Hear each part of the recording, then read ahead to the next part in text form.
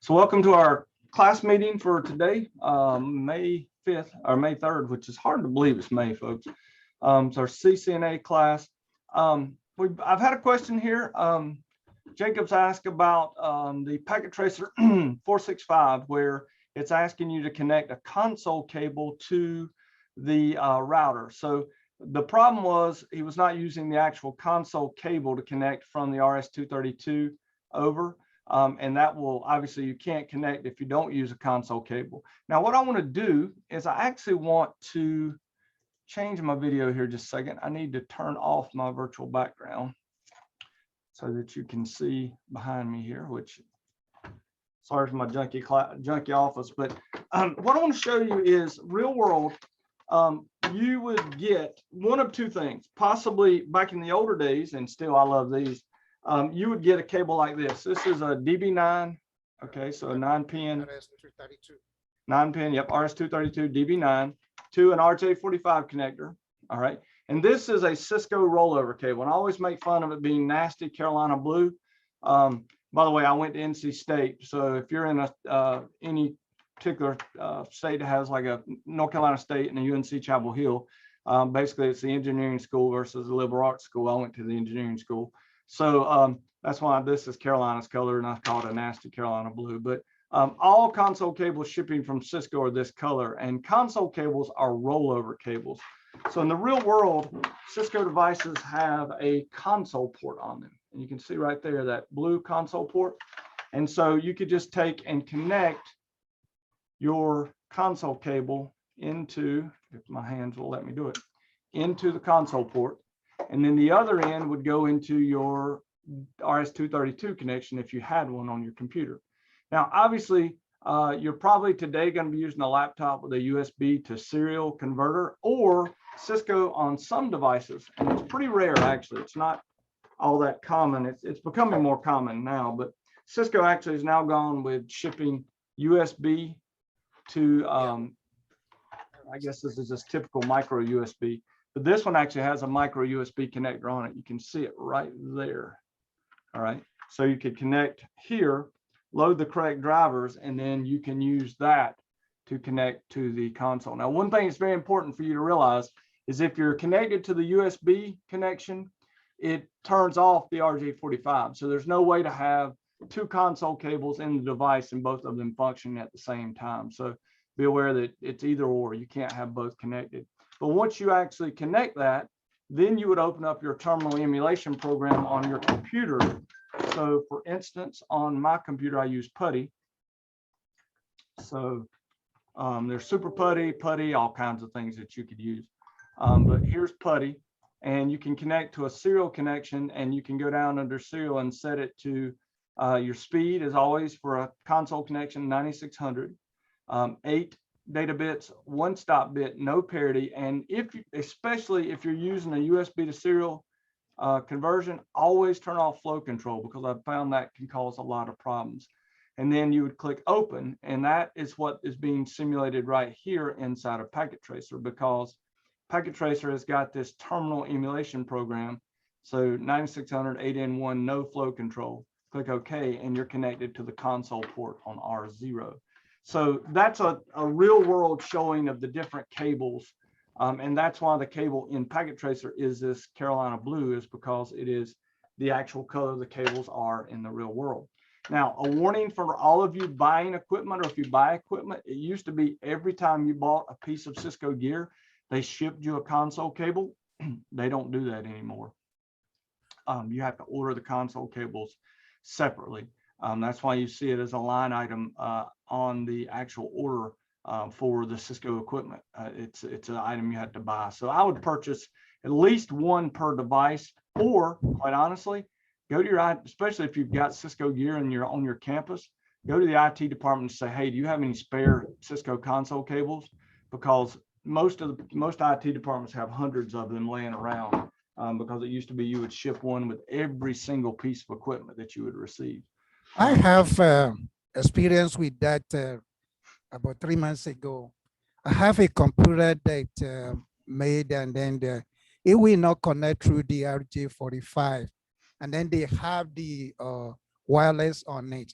but I have to resolve to use the cable that you have now. They have the RJ45 with the USB in order to disconnect the USB that they have in actual computer.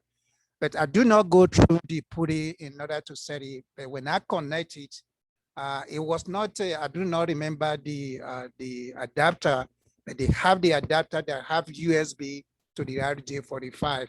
And then when I connect it, it was able to connect with the internet. Actually able to work. So it was able, but I do not go through the PuTTY or through the console. Okay. So I do not have that, but that's my experience with that kind of cable. Okay. Well, like I said, just be careful with that particular packet tracer, because that's why anytime you need to connect to the console, you have to use that Carolina Blue console cable because it is a rollover cable. It's basically all 8 pins are rolled inside of there to make it roll. So can everybody see my screen? Yes. Okay, good. I want to go over today, first off, questions. Anything, any questions outstanding on data link layer? Any outstanding questions on OSI model or anything up to this point? We're in a good little span here, folks, where this week and next we are in the area of working on networking addressing and working on next week. There's really no new items that I'm going to be giving you for a new whole set of items to go over. You just need to kind of catch up. So we're in a good point. I think we're doing well. I know many of you are behind, and I expect that, especially since I know this week for many of you it is finals week or close to finals week. Maybe next week will be finals week.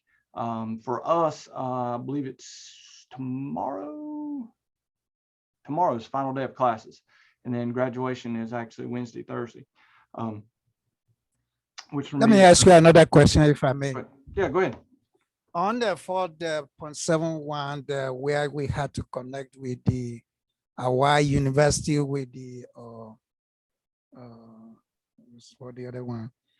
When I run the config, I mean the command, the first time when I first of all run it, it gave me something similar to the one that they give to us in the paper. But when I run it the second time, I have so many hoops, as many as about 16, but it doesn't give me the details like you have, but I still have the same numbers of IP that run when it was running between the California and then the Hawaii. So, but I have to use the one there because the one that you have in the paper for us explained everything to us. I just want you to notice about that because I do not get the full when I run the happy config, Traceroute. Right. I run it, it doesn't give me the full detail.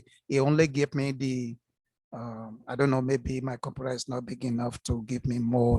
Nope. What that is, Traceroute is a funny little program because let me explain to you what Traceroute does. Traceroute sends an ICMP echo reply. Okay, so if I go in here and do a Traceroute, Traceroute, make sure I use the right command. It's TraceRT on Windows boxes, Traceroute inside of the iOS. With the netcap. Right, so let's go www. Netcap. Well, it doesn't matter. We can go anywhere. Cisco.com. What you're going to see is it, for me, it's going to go out and find my 10.102, probably 10.1. Yep, 10.1. And then it's going to go down to our core, which is probably 10. Well, that's actually weird, but that's the core it's using to get across. That's a hop actually between our building and there. And then it's stopping. Now, here's the thing. Because Traceroute relies on ICMP echo request, ICMP or Internet Control Message Protocol has to be enabled. You'll notice it only showed the first two here. And the reason being is because past this, my campus network blocks ICMP, doesn't allow it. So Traceroute is really kind of broken on the internet now because nobody allows ICMP echo requests and echo replies for security reasons. And what this actually does is it sends out an ICMP echo request with a time to live of 1. So it goes to the first gateway, times out, comes back. The program then increases it to a TTL of 2. It goes out, comes back. And then at the TTL of 3, it starts failing because of our campus security policy. So you're not going to see exactly what I see, and you're not going to see what's inside the lab, because it all depends upon the routers and the networks that you go through on your path to the destination. It could very well be, if you tried this at home, that it would work completely all the way through. But that's very rare, because most places stop ICMP echo request on the internet. So that's why you're seeing something different in that particular lab. Does that make sense? Yes. Okay. Now, that also takes us back. Remember our discussion last week when I talked about how at layer 2, there's no time to live. This is different with layer 3. And also the reason it can go to maximum of 30 hops is it tries it with up to a TTL of 30. If it's more than 30 hops away or 30 routers away, it would be unreachable, and you would get a destination unreachable address. But what we're seeing here, these timeouts, are more than likely simply because the destinations in the path do not allow ICMP echo requests to be, echo replies to be sent to echo requests. So. And if we have the timeout like that and we run it on our own PC that we have, I was able to pass the timeout, like you said, that maybe the campus security that they have, that's why you have the timeout. Right. You do it at home and there's less security on your network there, and you can actually see it work a little bit better. Yeah. But on campus, it's going to be blocked. That's and I don't blame campus at all for that, because that's good. That's actually good security policy. So let's anybody else, any other questions? Because now that's a great segue into module 8 and looking at what network addresses are and network layer characteristics. Now, this is something I do know that is confusing for people to begin with. And that is, of course, IPv4, IPv6. That's our 2 primary versions we're going to talk about here. But the fact that at layer 3, we use what is called connectionless protocols. In other words, IP is a connectionless or best effort protocol. It does not guarantee delivery at layer 3. Now there's the key point. Let's look at our item here. We're at layer 3. So we're going to be running on either IPv4 or IPv6. The protocols right here are not connection oriented. They're connectionless. So IP is connectionless. The only way you get connection oriented services is by using a different layer 4 protocol. And we're going to talk about that when we get there. We'll talk about TCP, the transmission control protocol, which is connection oriented guaranteed delivery. And then we'll talk about UDP, the user datagram protocol, which is unreliable layer 4 protocol. But at layer 3, it is best effort. In other words, you just ship it out there. You put the IP header on the packet and you hope it gets there. If it doesn't, hey, tough. Layer 3 doesn't care. It relies on layer 4 to ensure that that information is actually received intact, in sequence, and unduplicated. And that's what we will discuss as we move up to layer 4. But at layer 3, it's connectionless. It's a best effort delivery. In other words, we take it, remember our idea of segmenting information? So we take these large pieces of information we need to send, we segment them into smaller IP packets, we put headers on all of them, and we send them out to the world, and they get routed through these networks. And as they're getting routed, some packets could actually go across this northern route, some could go across the southern route. It just depends on the traffic on the network at that time. But the beauty is it's media independent, which means we can run it on copper Ethernet, we can run it on copper serial, optical fiber, wireless, anything. So layer 3 IP is media independent, which really is the key for why TCP/IP and IP in particular is the protocol of choice for the internet, because it can run on anything. Now let's take a look at an IPv4 header. Now we've talked a little bit about IPv4 addresses.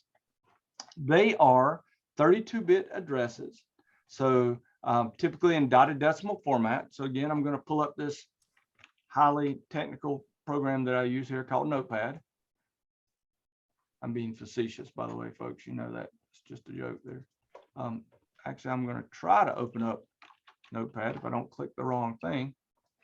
Okay. So IPv4. We've talked about dotted decimal. So 10.0.0.1, that's dotted decimal format. It's also, you really know that's 32 bits because it's 4 octets. Okay. So 10, this in binary is 128.64.32.16.8.421.1234567.8. 1234567.8.1234567.8. So this is the binary for the dotted decimal or the decimal 10.0.0.1. So this is IPv4. It is and has been around for a very long time. It has a header that is extremely complicated. All right. Look at all the different fields inside of this header. You've got your version field, your header length. You've got these control points used a lot for buffering, not buffering, but queuing. Okay, your total length, identification, your flags, that fragment offset, all of these. Here's your, by the way, look at it. There's our time to live field, which is what the traceroute decrements every time it goes through a router. Protocol, which tells it what upper layer protocol is in use, TCP or UDP. Header checksum, then source and destination. So you can see this is a 20-byte header for every single packet that is sent. You're going to learn that even though IPv6 uses bigger addresses, it uses 128-bit addresses, because of its simpler header, IPv6 can be processed as fast, if not faster, than IPv4. Now there's a video on this, so you can watch looking at that header in there. But the key takeaway here is this header is pretty complicated and has a lot of different moving parts in a logical sense. So the big thing too is IPv4 is depleted completely. We are out of all public IPv4 addresses and have been for some time because IPv4, due to the fact it was a 32-bit addressing scheme, only allowed for about 4 billion IPv4 addresses. Well, there are a lot more than 4 billion devices on the internet at this point. This has caused us to have to do things like NAT, which is network address translation, to where we've got this series of private addresses that we can use, that we can translate to public addresses. There are some places in the world where traffic, like in India, is natted 4 or 5 times before it is ever natted to a public address. Well, that makes it very hard to figure out where that traffic originated at. So we've lost end-to-end connectivity because of the need for NAT. It also means, even though NAT has allowed us to continue to use IPv4, increased network complexity. So what did they do? Well, a long time ago, actually, they came up with IPv6 back in the 1990s. It is a 128-bit addressing scheme. It has a much simpler header, which makes it quicker to be processed by routers and other devices. I have to look at the header itself. And you'll notice it provides 340 undecillion addresses, which is roughly equivalent to every grain of sand on the planet. Now, that's a number that's really kind of hard to even comprehend. But that is how big the 128-bit address space is. So we really should never run out of space, but who knows? We will eventually run out of space, I'm sure, especially when we get into nanobots and crazy things like that. Here's the v4 header again. Now look at this header and the complication that it has associated with it versus this header. You'll notice this header is much simpler. Okay. You'll notice there's only what 1, 2, 3, 4, 5, 6 different headers or 6 different sections in the header before the addresses. Now it's still bigger because it has to be. This was 20 bytes, remember. It's bigger because the source and IP addresses are 128 bits. But because of the simplification of the header, devices can actually process these headers faster. And that was one of the actual design goals of IPv6, is to make it easier. So there we go. Take a look at it here, looking at the different header fields, how big they are. And remember, addresses in IPv6 are in hexadecimal. We've got an entire section on module 12 down here where we will talk about hexadecimal addressing with IPv6. All right, so there's a video there for you to watch. Now, I want to show you this. Whenever a device needs to route, and remember, layer 3 is path determination. That is what we're doing with layer 3. The entire purpose of layer 3, or the network layer. The network layer, can't type. Cool, can't type. By the way, folks, I got kind of tickled. Someone had mentioned earlier about, well, what if NetLabs goes offline? And I said, well, it's on a generator. And then lo and behold, I said, you know, unless the building was destroyed by a tornado. Well, earlier today, we were under a tornado watch, and it got extremely dark outside and was kind of a little scary. I was like, I shouldn't have said anything. I was jinxing ourselves. But network layer deals with path determination. It deals with logical addresses. Okay. Because remember, the IP addresses have really nothing to do with the physical location or the physical nature of a device. Whereas at layer 2, our MAC addresses were physically burned into the network interface cards. So devices with their IP addresses, they need to be able to make forwarding decisions. What all devices actually have, believe it or not, I'm gonna go down here and show this to you. Your machine has a routing table on it. And this is how it makes decisions on how to route information when you ping something or try to send information somewhere.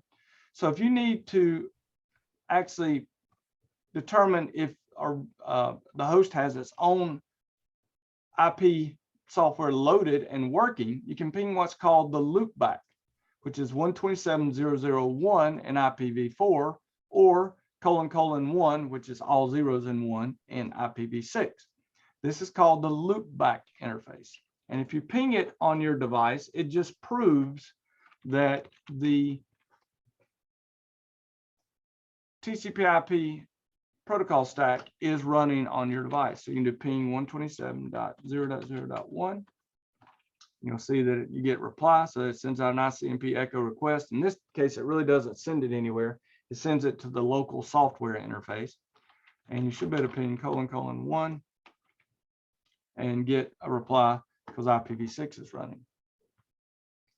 Now, that is pinging yourself. If I want to ping a local host, which would be anybody on my local network, I could ping it and it would go over to that local host. Now we're going to learn, especially in module 9 here in just a second, we're going to learn that before you can ping the local host here, you need to know the MAC address, right? So if I try to ping a local host, let's say you can notice that my IP address is, do an IP config here. You'll see that my IP address is 10.102.10.62. All right, so I'm going to ping my default gateway right here. Now, before I ping that 10.102.10.1, was it 62? What was it? Yep, 10.1. Okay, so this is my default gateway. I need to know the MAC address for that particular IP address. In other words, I can't form a frame without knowing the destination MAC address. So there's a protocol, and it's called ARP, or the Address Resolution Protocol, that lets you find the MAC address from a known IP address. Okay. In fact, if I go over here and I'm going to ping this, actually, I'm not going to ping it yet. I'm going to do an ARP-A, and you will see that in my ARP cache, I have associated with the IP address 10.102.10.1, the MAC address of that device, and it is already learned. But if I did not have that, when I put in this ping, or I put in the ping command, if I did not have that already in my table, what would have happened is it would have sent out an Arp request and received an Arp reply. And then I could have pinged that direct machine. So here in this example, if PC1, which is on the 192.168.10 network, wanted to ping 10.15, if it didn't have the IP address to MAC address mapping in its ARP cache, would have had to have sent an ARP request and got an ARP reply from PC2. But then it would ping directly.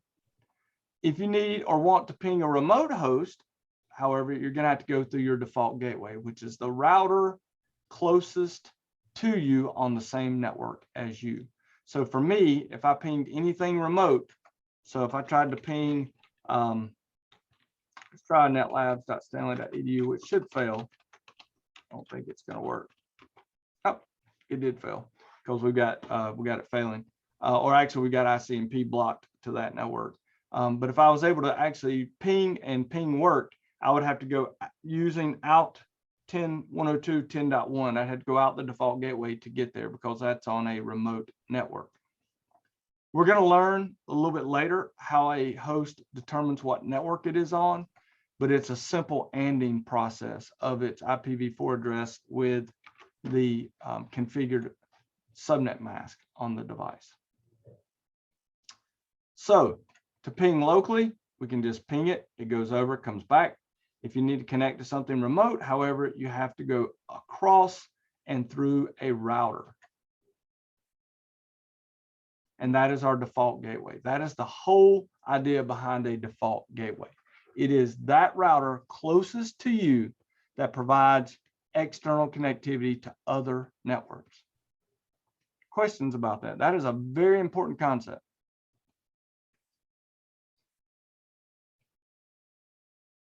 All right.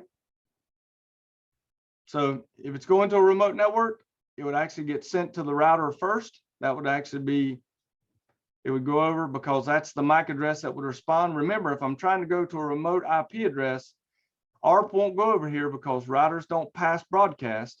And we're going to see in the next module for address resolution how R1 sends its MAC address in the ARP reply for any remote device.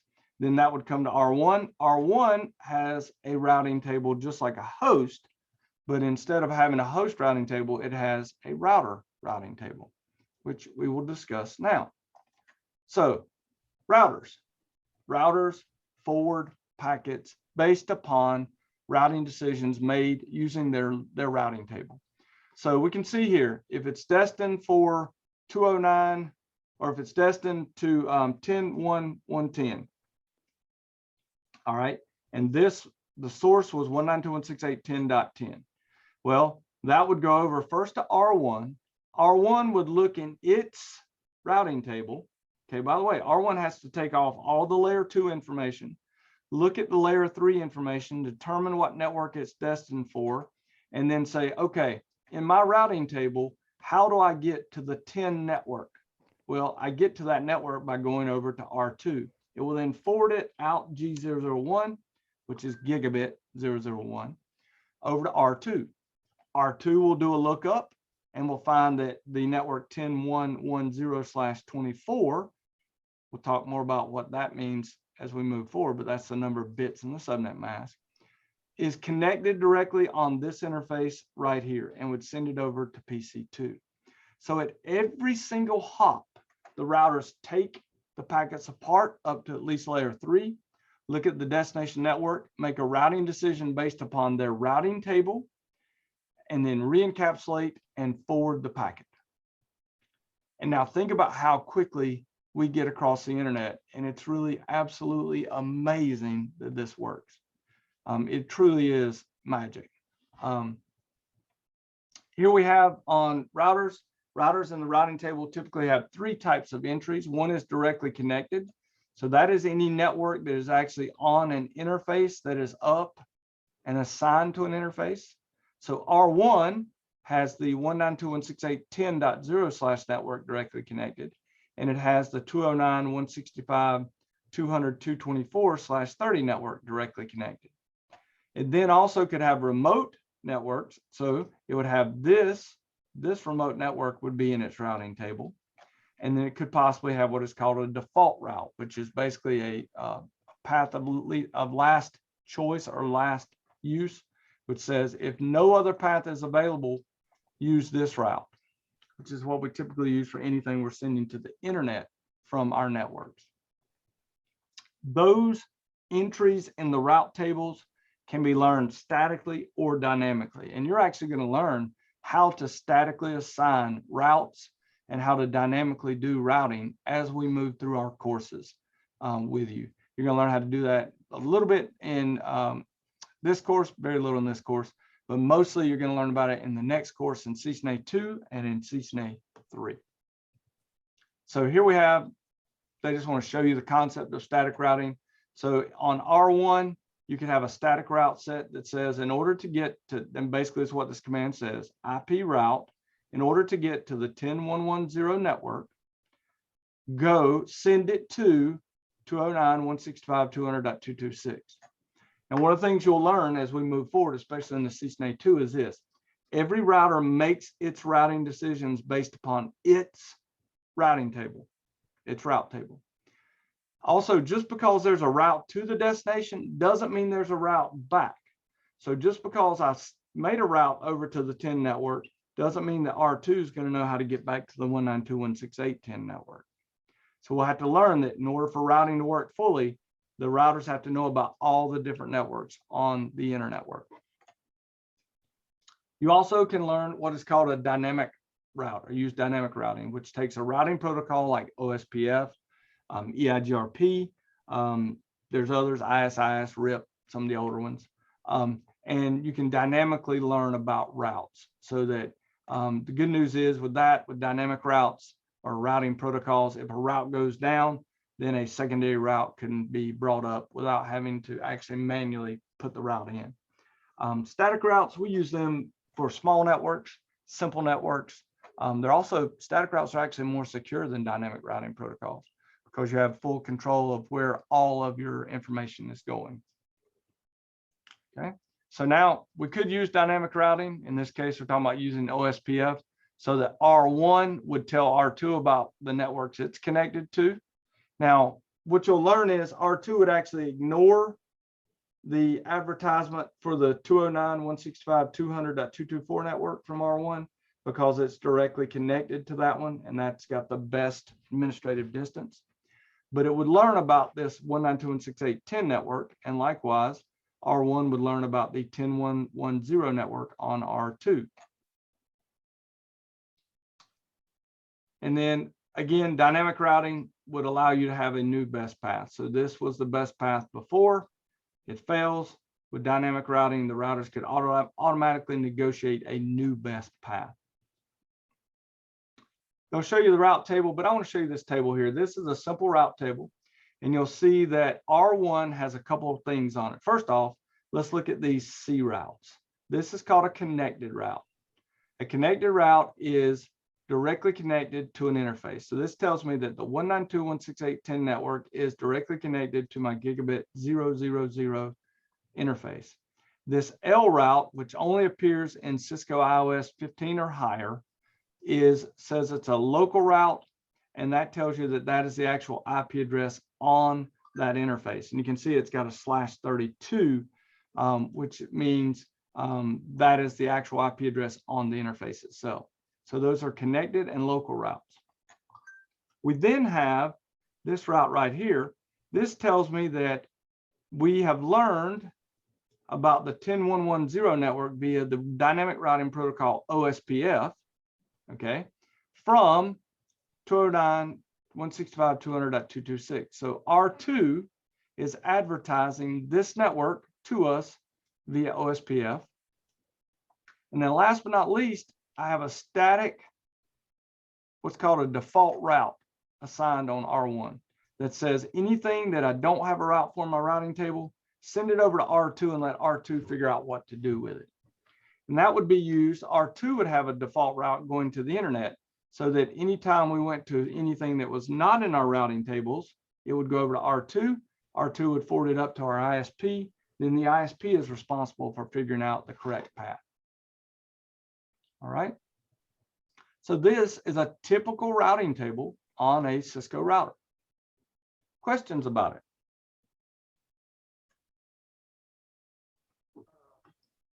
All right, real quick. How many of you configured a router before? Just in chat, just say yes or no. Yes. Guess we've had some who have, some have not. Okay, Glenda's not. Yes, yes. Okay.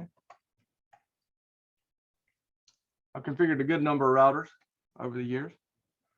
The good news is you're going to learn how to do it. You're going to actually know how to configure a Cisco router.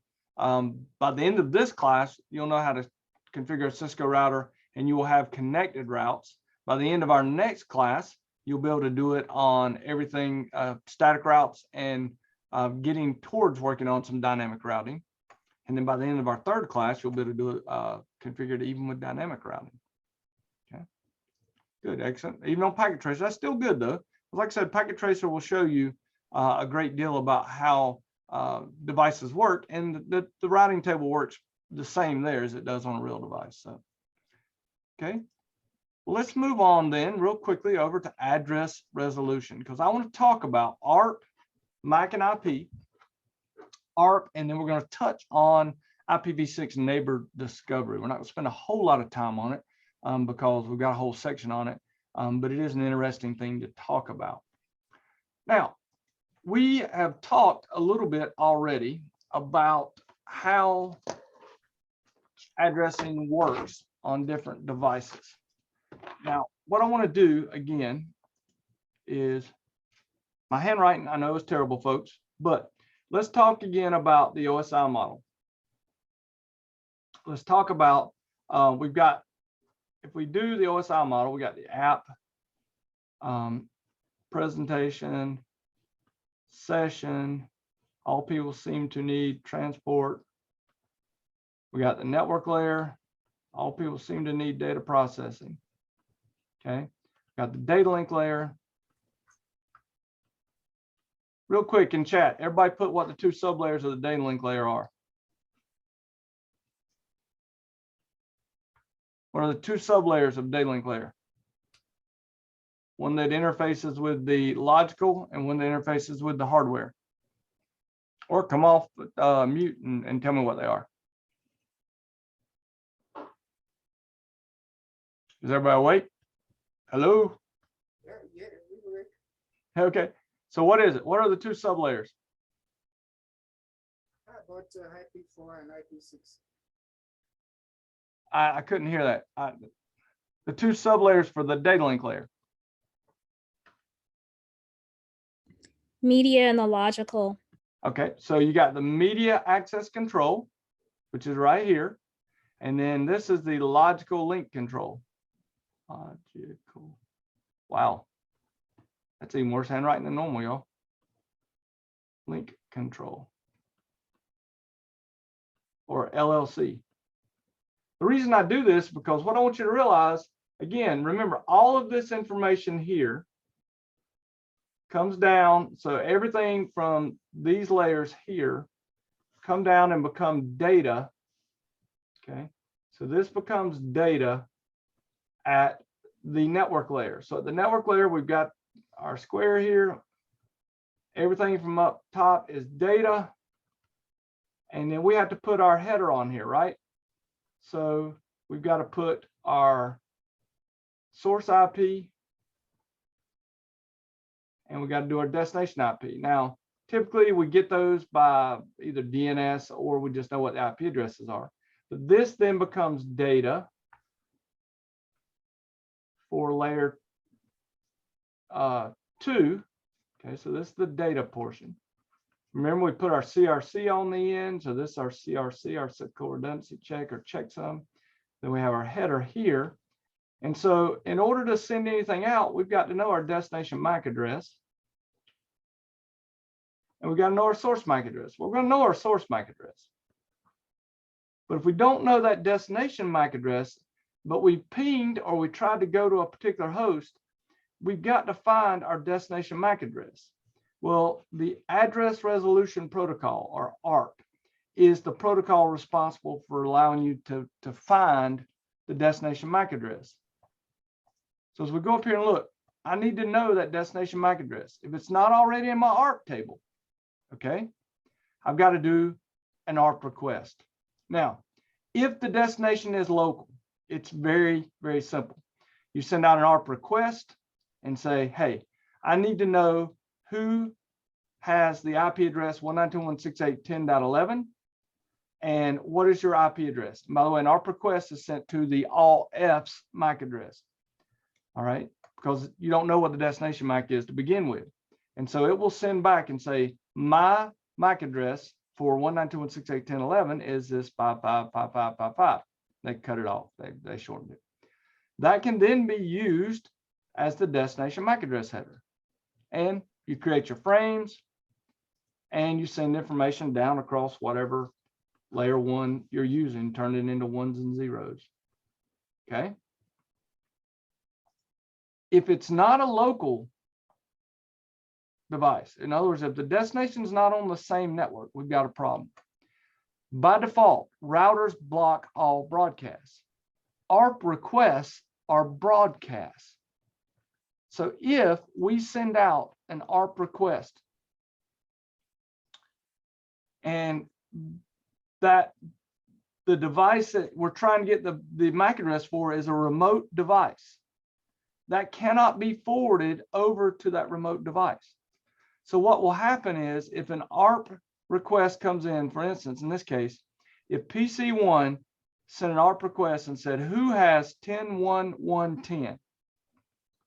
Router 1 will look at that and say, that is a remote destination, and will respond with R1's MAC address so that PC1 can build the frame needed to send this information.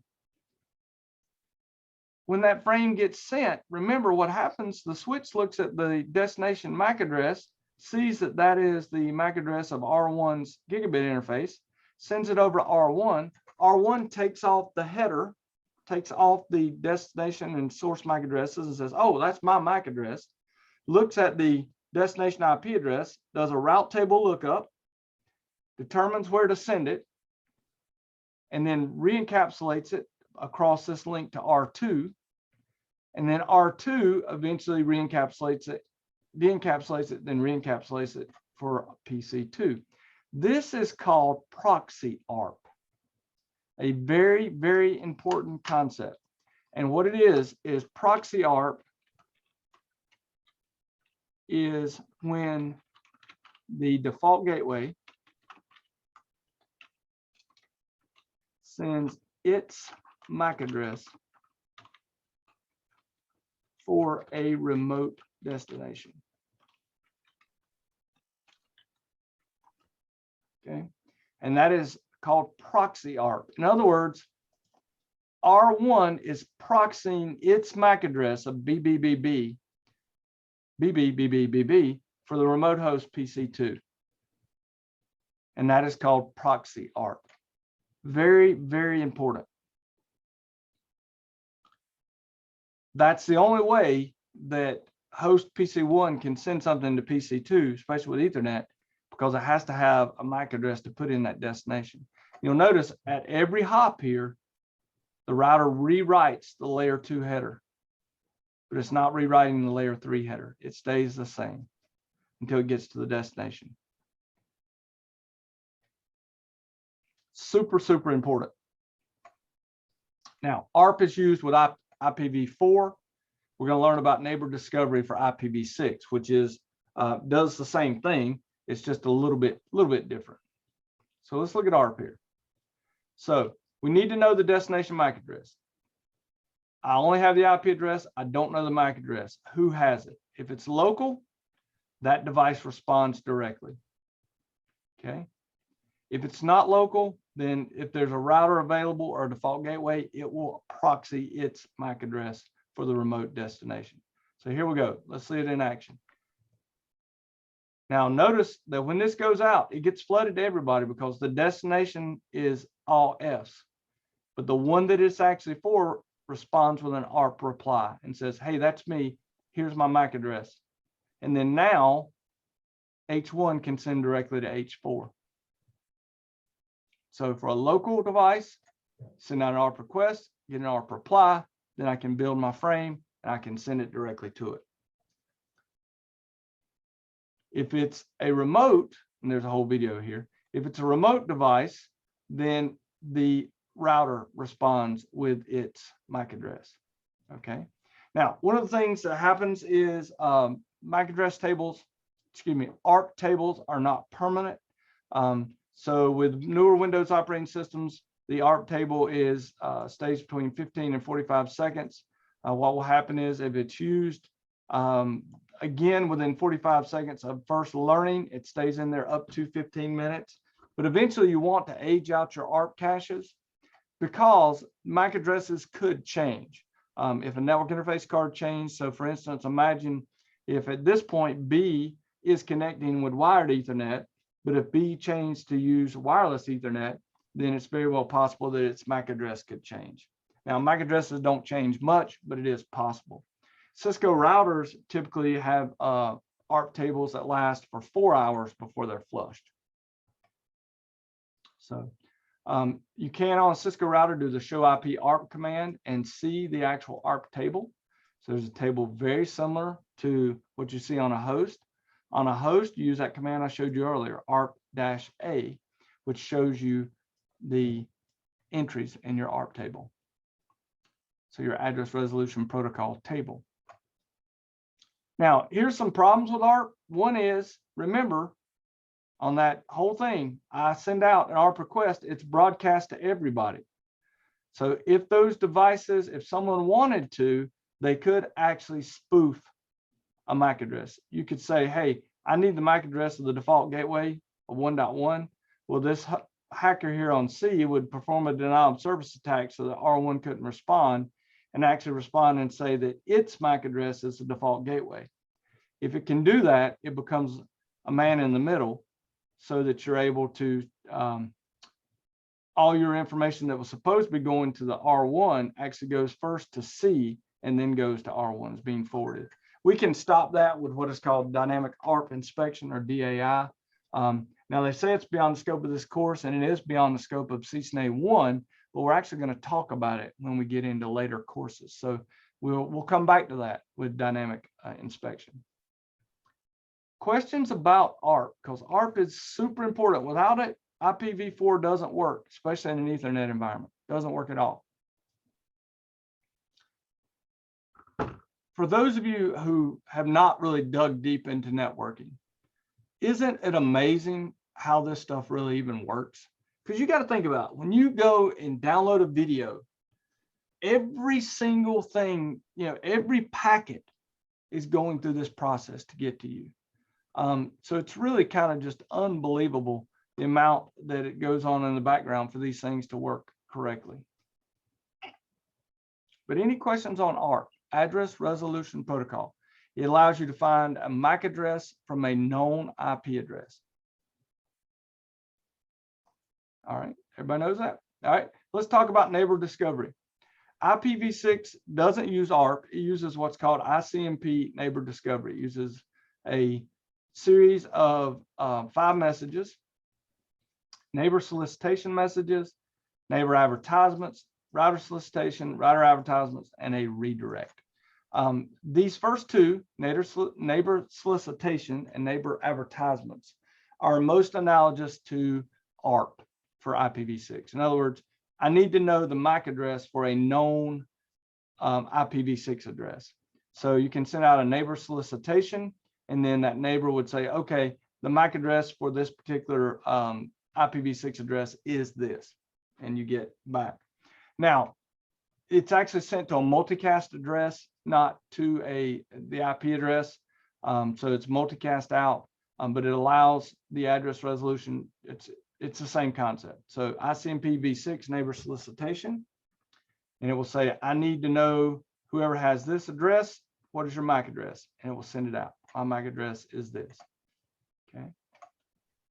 Now, we also have a thing that we'll be dealing with later that's just mentioned here, but it's called router solicitation and router advertisement messages.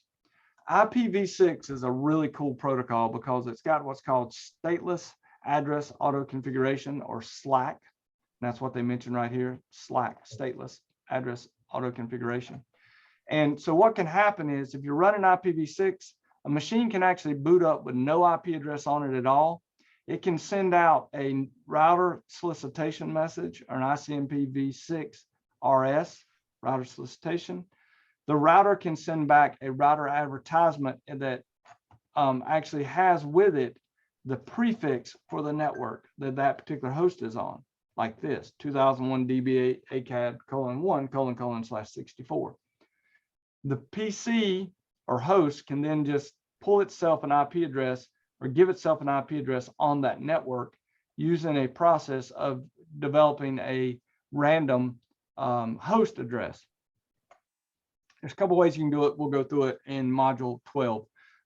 But this is why we have router solicitation and router advertisement messages.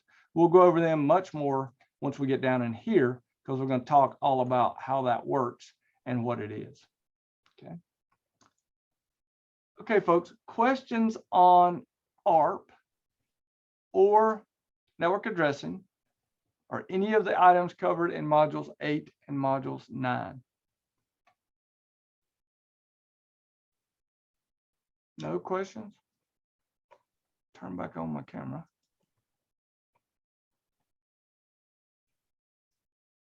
Okay, so no questions. Any questions at all?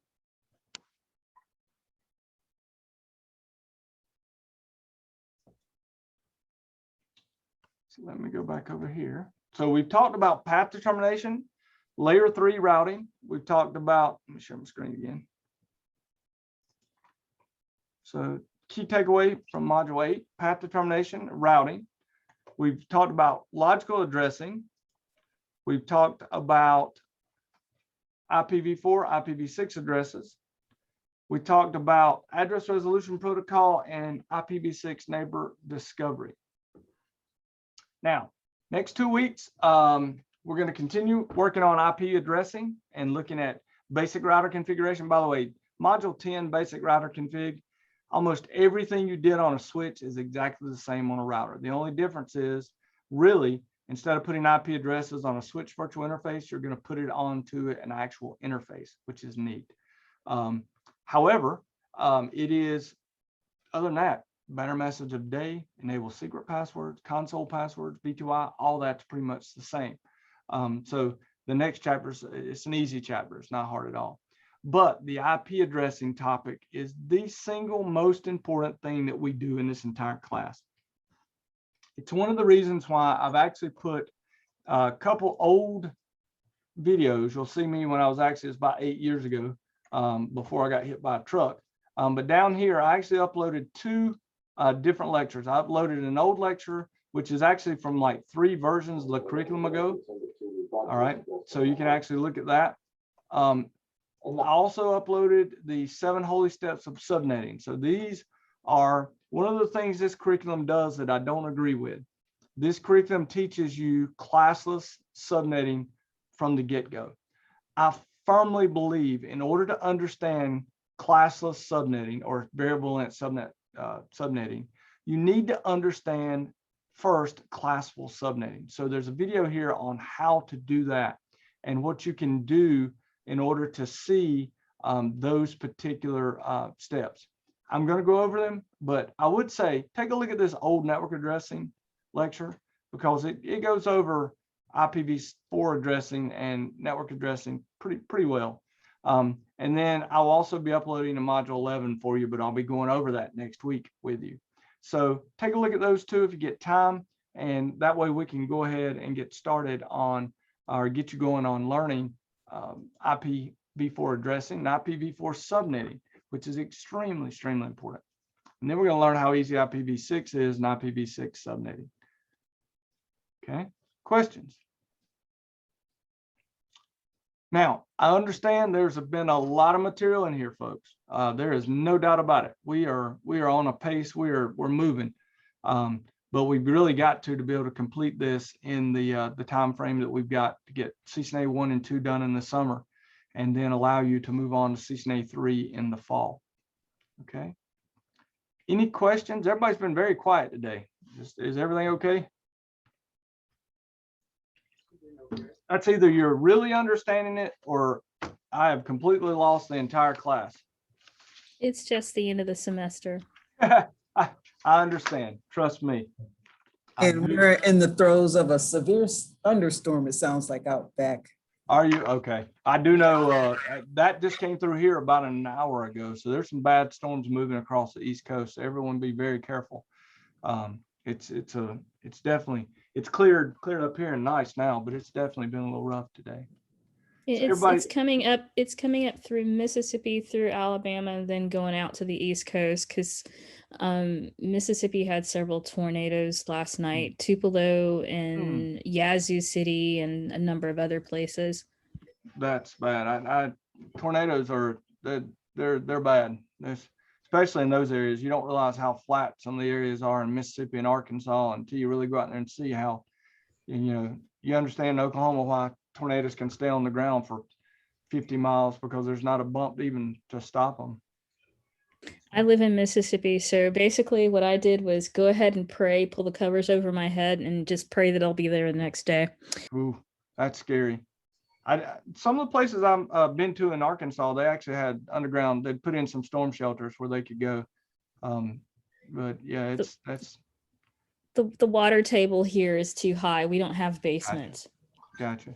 It's scary. It really is. There's not a whole lot you can do. Tornadoes are not to be taken lightly. That's for sure. So everyone be careful. Thank you so much. I'm going to stop the